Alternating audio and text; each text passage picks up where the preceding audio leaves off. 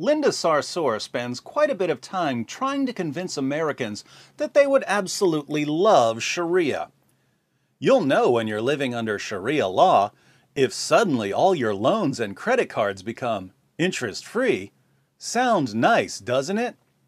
Wow, so if I sign up for Sharia, I get interest-free loans and credit cards. Not to mention child marriage, spousal abuse, raping female captives, stoning adulteresses, the death penalty for apostates, and the violent subjugation of all non-Muslims. Sharia, come for the interest-free loans, stay for the pedophilia and female genital mutilation. Speaking of female genital mutilation, you'll never guess who just got caught lying to all of her gullible followers about female genital mutilation. I'll give you a hint. I am every Islamophobe's worst nightmare.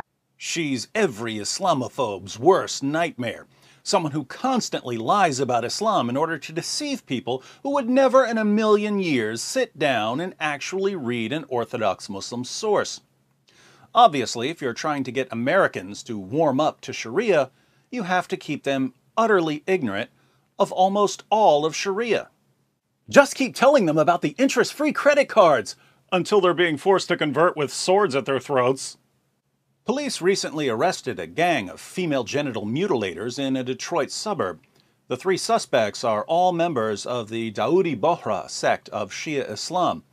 Now, as warped and twisted as our ethical views have become here in America, people still tend to agree that doctors shouldn't be chopping off little girls' clitorises. So who's going to step in and protect Islam from criticism? Everyone's favorite fake feminist responded to the arrests with, "Female genital mutilation has no place in Detroit or anywhere else in the world. Female genital mutilation is barbaric and is not an Islamic practice." I agree with Linda Sarsour that female genital mutilation is barbaric and that it has no place in Detroit or anywhere else in the world, but I'm confused by her claim that it's not an Islamic practice, mainly because Muslim scholars and her prophet say the exact opposite. For instance, the sheiks at the fatwa site Islam Question and Answer were asked to comment on this topic. A concerned Muslim wrote, "Nowadays we hear that many doctors denounce the circumcision of girls and say that it harms them physically and psychologically, and that circumcision is an inherited custom that has no basis in Islam." Sounds like something Reza Aslan would say. I mean, the argument about the female genital mutilation being an Islamic problem is a perfect example of that. It's not an Islamic problem, it's an African problem. Well, wait. The scholars replied, "Praise be to Allah. Firstly, circumcision is not an inherited custom, as some people claim. Some people, including Linda Sarsour and Reza Aslan. Rather, it is prescribed in Islam, and the scholars are unanimously agreed that it is prescribed. Not a single Muslim scholar, as far as we know, has said that circumcision is not prescribed." Think about this. Linda Sarsour tells her followers that female genital mutilation isn't an Islamic practice. But actual Muslim scholars say that they unanimously agree that it is an Islamic practice and that they can't find a single Muslim scholar who doesn't think that it's an Islamic practice. Oddly enough, this would suggest that actual Muslim scholars don't regard Linda Sarsour or Reza Aslan as scholars, and yet Sarsour and Aslan are constantly paraded across news channels as experts. It's as if our news channels don't want accurate information about Islam. But let's see why Muslim scholars are unanimous on this issue. Their evidence is to be found in the Sahih Hadith of the Prophet, which prove that it is prescribed. For example, 1. The Hadith narrated by al-Bukhari and Muslim from Abu Huraira that the Prophet said, "The fitra is a kind of natural predisposition human beings have because they're created by Allah, is 5 things, or 5 things are part of the fitra: circumcision, shaving the pubes, cutting the nails, plucking the armpit hairs, and trimming the mustache." This hadith includes circumcision of both males and females. So, female circumcision is part of Allah's created order according to Muhammad, the Prophet, of Islam. 2. Muslim narrated that Aisha said, "The Messenger of Allah said, when a man sits between the four parts, arms and legs of his wife, and the two circumcised parts meet, then ghusl is obligatory." The Prophet mentioned the two circumcised parts, i.e. the circumcised part of the husband and the circumcised part of the wife, which indicates that a woman may be circumcised just like a man. Female circumcision was taken for granted by Muhammad, so much so that he could describe sex as the meeting of the two circumcised parts. Strange that Muhammad would take female circumcision as an absolute given, while Linda Sarsour describes it as a barbaric practice that has no place anywhere, let alone in Islam. 3. Abu Dawood narrated from Atiyyah al-Ansariyyah that a woman used to do circumcisions in Medina, and the Prophet said to her, "Do not go to the extreme in cutting. That is better for the woman and more liked by the husband."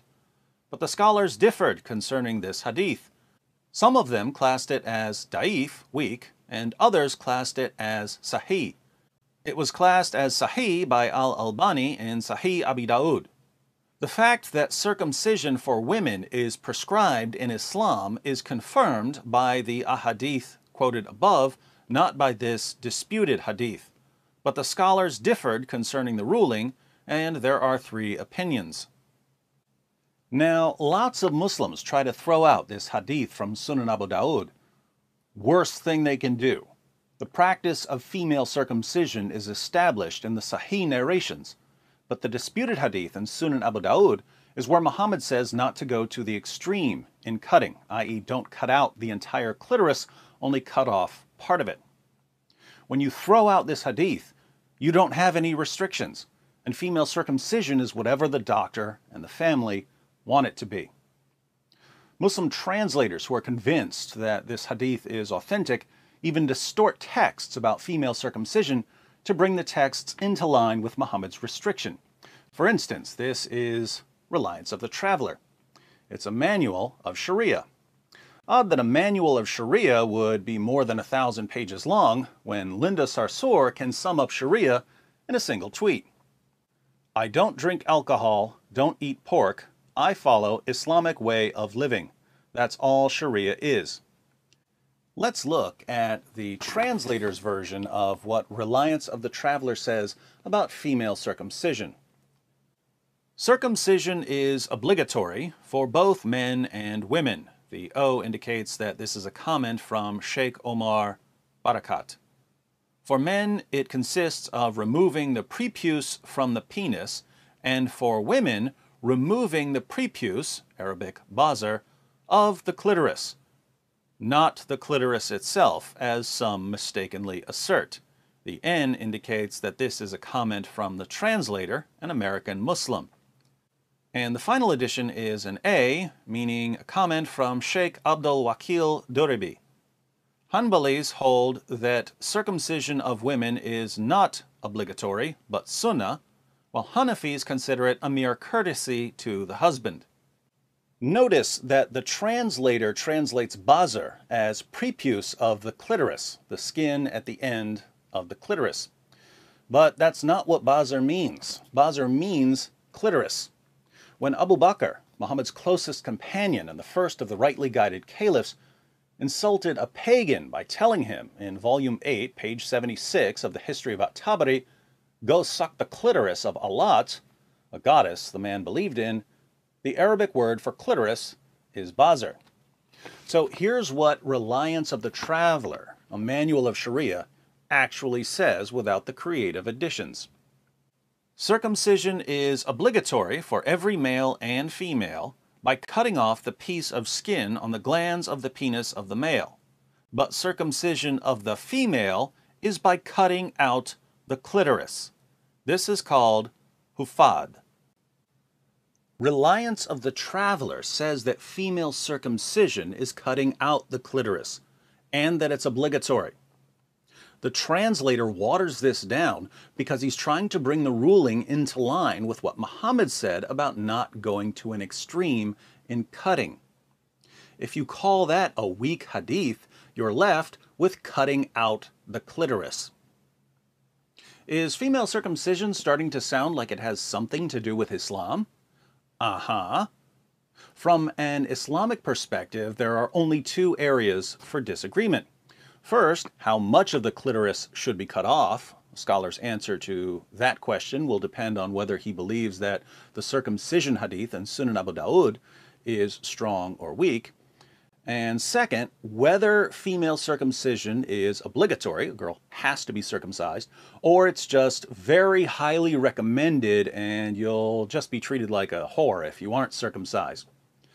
This brings us back to Islam question and answer. The three opinions of scholars are: 1. That it is obligatory for both males and females; 2. That circumcision is sunnah for both males and females; 3. That circumcision is obligatory for men and is good and mustahab for women. Mustahab means recommended. The scholars conclude, thus it is clear that the fuqaha of Islam, the scholars of Islam, are agreed that circumcision is prescribed for both males and females, and in fact the majority of them are of the view that it is obligatory for both. No one said that it is not prescribed, or that it is makruh, meaning disliked, or haram, meaning forbidden. All of the scholars said that circumcision is prescribed for females. Most said that it's obligatory. No one said that it's disliked or forbidden. No one except American Muslims like Linda Sarsour and Reza Aslan. And here's what I find most amazing. You can go to some of Linda Sarsour's followers. You can show them what the Muslim sources say about female circumcision, what actual Muslim scholars say about female circumcision, what Sharia manuals say about female circumcision. You can show them that what Linda Sarsour says about Islam totally contradicts what Muhammad and his companions and Islam's greatest scholars said about Islam. And they just don't care. Linda Sarsour tells them what they want to hear, and that's all that matters. That's terrifying, not only because there's an entire generation out there that has no respect for facts or reality, but also because female genital mutilation is a real problem for young girls around the world. And by constantly attacking people who try to expose the problem, Sarsour is ensuring that future generations of Muslim girls will have their genitals mutilated in the name of Islam because no one ever deals with the problem. One person who is trying to do something about the female genital mutilation problem is Ayaan Hirsi Ali. Sarsour once tweeted, Brigitte Gabriel equals Ayaan Hirsi Ali. She's asking for a censored whipping. I wish I could take their vaginas away. They don't deserve to be women. Linda Sarsour wants to take Ayaan Hirsi Ali's vagina away. Why is this disturbing? Ayaan Hirsi Ali is a former Muslim, and she's a victim of female genital mutilation. Islam already took part of her vagina. Sarsour wants to take the rest. Quite the champion of women's rights you've rallied behind there, feminists. But again, we can agree with Sarsour on one thing. Female genital mutilation is a barbaric practice that has no place anywhere in the world. But think about the obvious conclusion here. Premise 1. Female genital mutilation clearly has a place in Islam. Premise 2. Female genital mutilation has no place in this world. Therefore, Islam has no place in this world. Thanks for the new argument, Linda. In your honor, I'll call it the Sarsourian argument against Islam.